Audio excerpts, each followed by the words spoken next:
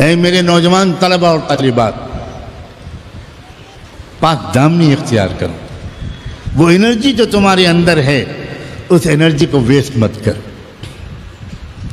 مت برباد کرو. میرے اشارے کو سمجھ رہے ہو تم، میں کھول کر نہیں کہنا چاہتا. تمہارے اندر کا مادے کا ایک ایک قطرہ یہ انرجی سے بھرپور ہے. تم کیا کر رہے ہو کہ تم غلط طریقے سے انرجی کو برباد کر رہے ہو؟ کس کو تم سزا دے رہے ہو سوائے اپنے؟ تم اپنی یادداشت کمزور کر رہے ہو، تم اپنے فیصلے کی طاقت کمزور کر رہے ہو، تم اپنی جوانی کی طاقت کو برباد کر رہے ہو. تم شادی کے بعد کی زندگی میں خون کے آنسو رونے کے لیے ابھی سے اپنے آپ کو تم تیار کر رہے ہو. کیا کر رہے ہو لڑکوں؟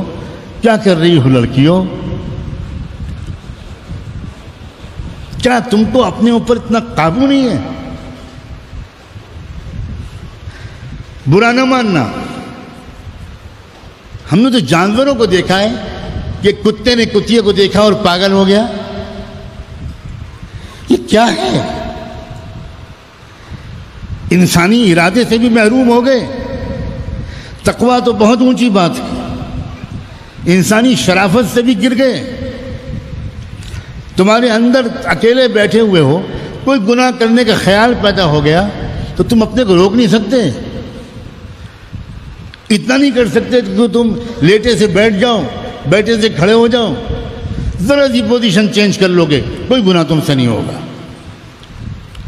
اتنے آسان طریقے ہیں.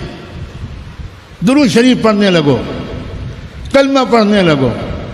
یوسف علیہ السلام کو جب خطرہ ہوا تو ایک دم سے کہنے لگے معاذ اللہ، بچ گئے. اتنا بڑا مسئلہ نہیں ہے گناہوں سے بچنے کا جتنا ہم نے اور تم نے بنا رکھا ہے. یہ جھوٹ ہے بالکل، میں قسم کھاتا ہوں کہ جھوٹ ہے. تم گناہوں سے بچنا چاہتے نہیں ہو، اس لیے نہیں بچ پا رہے ہو. ساری دنیا کے شیطان مل کر ایک نوجوان سے ایک گناہ نہیں کرا سکتے. ارادہ تو پیدا کرو نوجوانوں والا. کمال ہے. تم سڑک پر نکلتے ہو، عورتیں اور لڑکیاں سامنے ہوتی ہیں، کہتے ہو نظر پڑ جاتی. کیسے نظر پڑ جاتی ہے؟ کیسے نظر پڑ جاتی ہے بھائی؟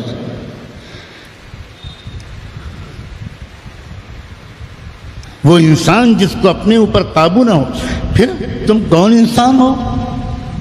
تم محمد الرسول اللہ کے امتی ہو، تم سپاہی ہو حق کے لشکر کے، تم بہت بڑے مشن کو لے کر دنیا میں آئے ہو. کمال ہو گیا بھائی.